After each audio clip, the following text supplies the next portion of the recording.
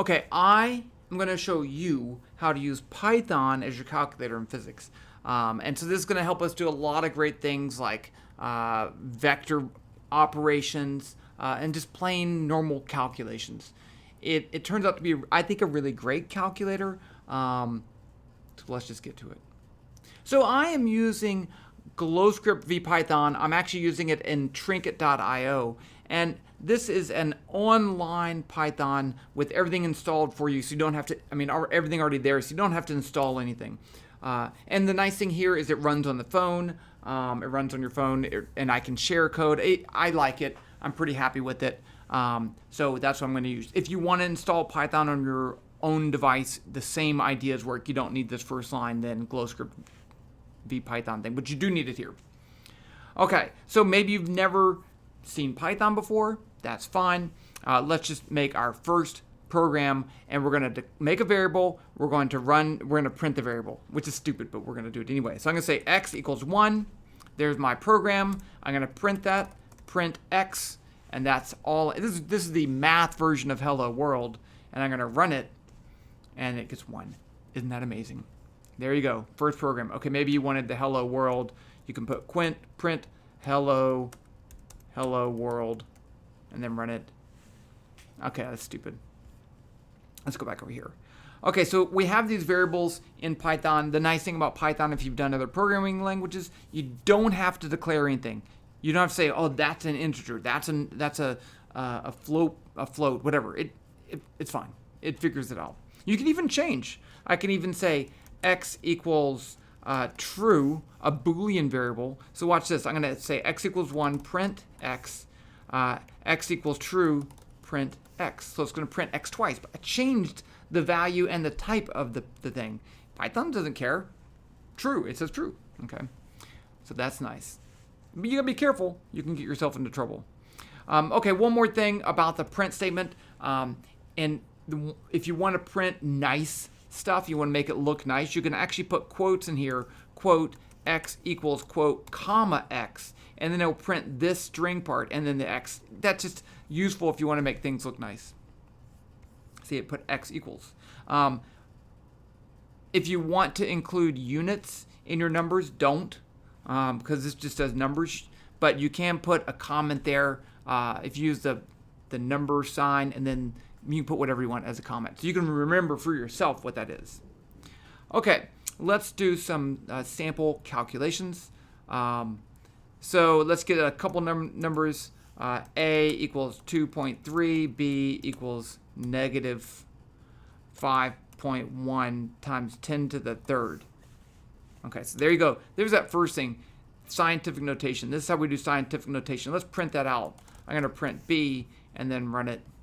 And you see, it converted it into a number. If I put negative 13, it's not going to put all those zeros. It's going to leave it as scientific notation. And it uses this E notation, which I've never been too fond of, but everyone else does it, so it's fine. That means negative 5.1 times 10 to the negative 13th. Okay. Okay, now let's do A times X. I'm gonna print it. I'm not going to put any quotes in front of it because we're just showing stuff. You can even say this. I can say C equals A times X, print C, run that, boom. Okay, and then I can even use that value C. I can say print C plus B. So I never even know what C is. That's fine, right? And you'll get that where you'll have an equation with multiple parts, and maybe you don't really care about the middle part. If you don't care, Python doesn't care. It's just a computer. So it did that. And you notice it got the same thing because this was so super tiny it didn't even matter. We can do division, we can do addition, subtraction. Those are all obvious.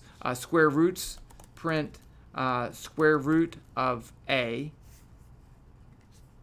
Square root is a built-in function. SQRT is built in.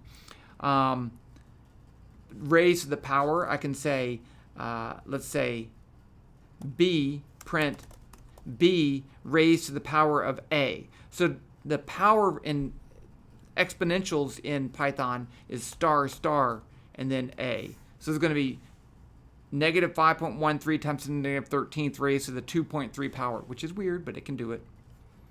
Oh, it didn't do it. Huh. Okay.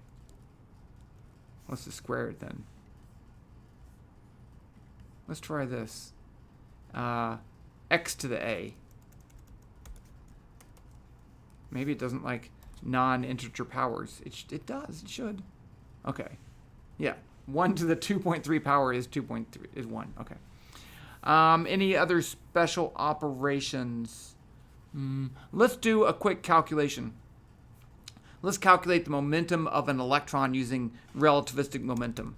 Okay, so I'm just going to put a comment here. Let's put the mass of electron. I'm going to put a comment. Mass of electron. The mass of electron is m equals 9.109 times 10 to the negative 31 kilograms. And let's give it a velocity of 1 times 10 to the 8th meters per second. And then we need the speed of light, c equals, let's just use 3 times 10 to the 8th. And I'm going to write p equals m times v divided by a square root 1 minus v squared. I'm going to use v squared over c squared. That's my definition. And that's why I can use these hats there, because I'm not really doing it. Now I'm going to actually calculate it. P equals m times v divided by a square root of 1 minus v squared divided by c squared. Print P equals P, and put the units there, kilograms meters per second. Run. And there's my momentum of my electron. Now, the cool thing about using Python as your calculator, you could do this on a calculator easily, but if I want to change the speed to, let's say, double the speed, I can say 2 times and rerun it. I don't have to do a whole bunch of stuff except change the numbers, right? Because I actually have an expression here, and then I have variables. And that's the biggest idea of using Python as a calculator, is that we separate the values from the calculations. And I think that's kind of nice. Okay, let's get to the best part of this, and that's vectors. So let's just make a vector. I'm going to say A, capital A, is a vector. Spell it out. 1, 2.1, 3, and let's say I'm getting to 1.9. And I'm going to print that. I'm going to get rid of this. Comment out that. And so you'll see that it actually treated it as a vector. So it treats this as some vector class. Just so you can see, what if I want to add this vector A to this value A? Let's do that. A plus A. What happens? And you'll see nothing showed up. If I scroll down here, we get an error. Cannot add a scalar in a vector. That is totally true. You cannot add a scalar in a vector. So I can't do that. It can't do the impossible, right? So I can't do that. You could multiply them. I can multiply these together. Oops. Yeah, one thing you'll be careful of, don't always explicitly put the operations in there. You can't do A, and say, oh, that's multiplication. Python's like, no, that's a new name. That's a new variable. But I can multiply A times A, and just multiplies the value of A times each of the components, which is exactly what you do in Python, in vectors. Let's make another vector. B equals vector negative 2 point, parentheses, negative 2.2. I just did that. 0.3, 1.2. And then I can say print, I can add A plus B. Let's write that out. Let's add these in here. A. I can write it that way, right? As I'm just typing it. And then I'm going to say right here, A plus B equals, that way it'll look nice. We want it to look nice. So you can check that numerically. It can print those values out. If I wanted to, I could do it like this. C equals A plus B, and then print C. That's the same thing. You can do the operation right there in the print, which is super nice and very useful. So if I run this, I get the same thing. Now, one of the things I want to show you, what if I just want to add A plus B is equal to C, and I just want the Z component? I mean, I can look and see it's 3.1, but what if I just want z? If I just want the z component, you can do this. Print, let's do this. Print